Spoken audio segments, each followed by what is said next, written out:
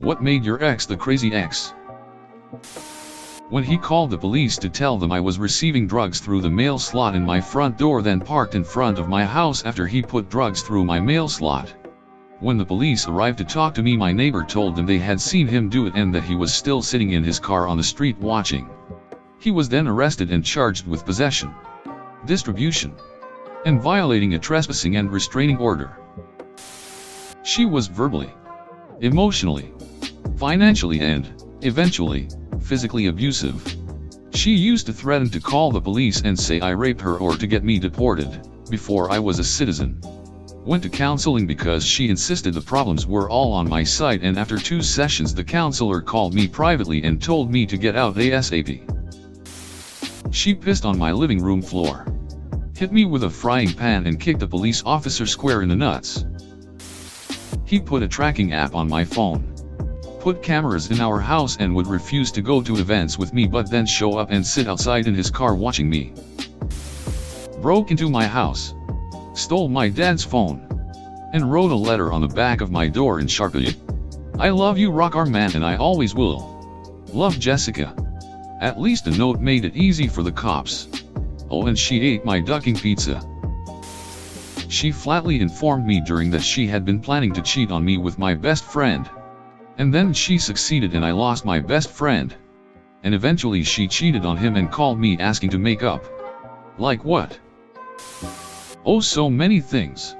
Standard abusive relationship stuff, but the thing that's most shocking to people is after I broke up with him he called me constantly and threatened suicide if I didn't talk to him, and he would cut himself and drink his own blood while on the phone with me. He sent messages about what an awful person I am to all my friends and to my mother.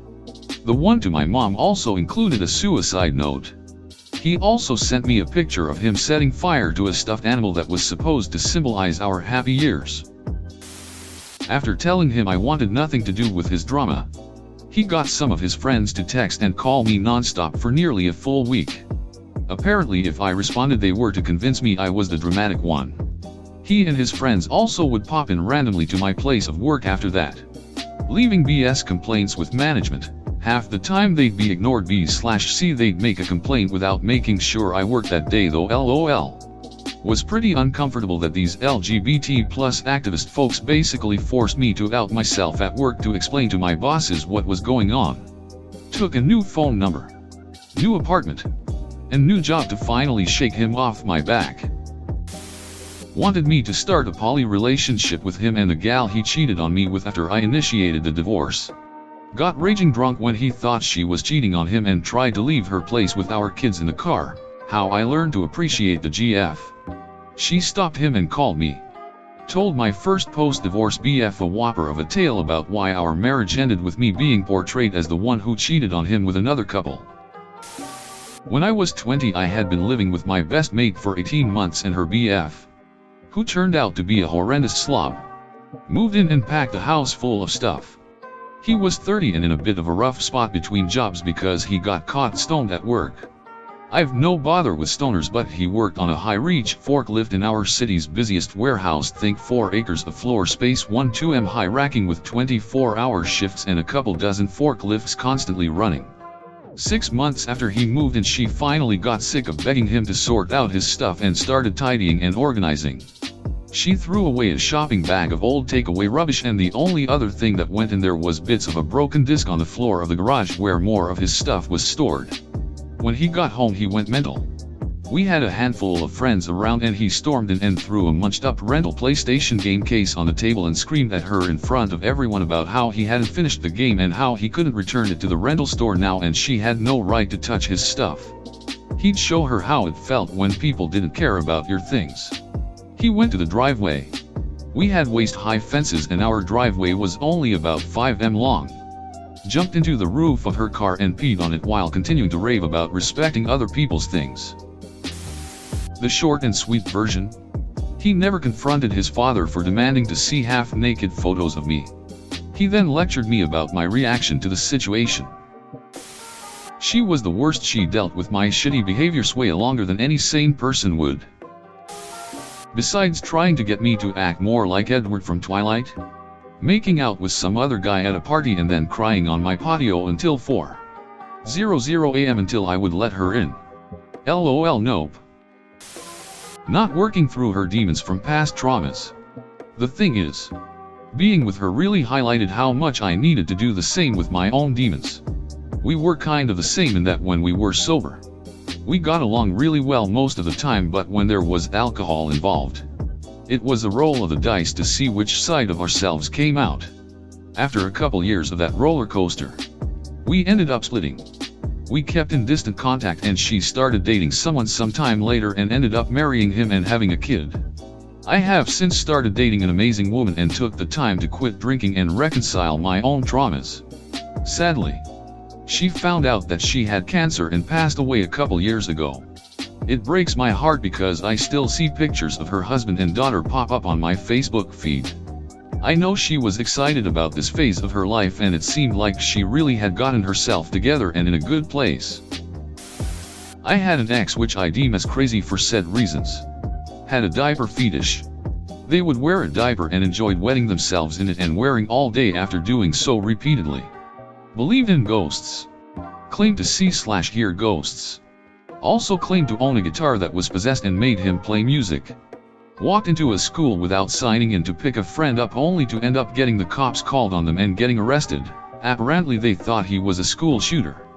They ended up getting probation and drug testing because they were stupid enough to admit they were a weed user despite them not being directly asked about it.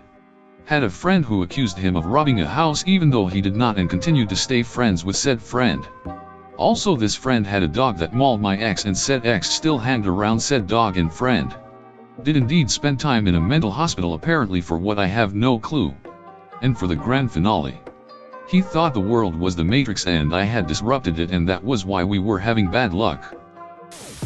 9 years ago, she spent the final 8 months of our relationship gaslighting me to a point where I was on antidepressants. Then she upped and left. But we stayed in contact for around 8 weeks after. She then told me it wasn't over between us. We still have a future together. 2 days later, she called to tell me she just got engaged to a guy that she'd been on 2 dates with and I should be happy for her. I put the phone down on her and never spoke to her again. Dodged a bullet with that one. Oh, I don't know. Probably being crazy with a mild condition of stealing my entire supply of canned beans like bitch. Those expired years ago. My ex had a crazy ex. On a couple of occasions.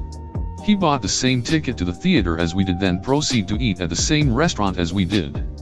Both time he was alone and got a table where he would be facing us. Somehow he got my number and told me to break up with her because he still loves her. Called on several occasions to talk to her because she had blocked his number. Went to her parents' house to ask her parents for their blessings, then the following day proposed to her at 6 in the morning on a work day. She got a strategic restraining OFP against me. Then threatened to come down to my workplace with a shotgun and start blasting when I would not talk to her because there was a restraining order against me. Oh, I hate the Catholic Church. Yeah? Why? They killed my husband. You were married. During the Crusades. Tried to cut a chunk of her tongue out so she would look like a snake. Lying that my best friend, who is a gay guy, tried to kiss her. Beat me up for wearing shorts. Said she was cheating on me with a BTS member and she hit my cat. He said his ex had passed away from breast cancer.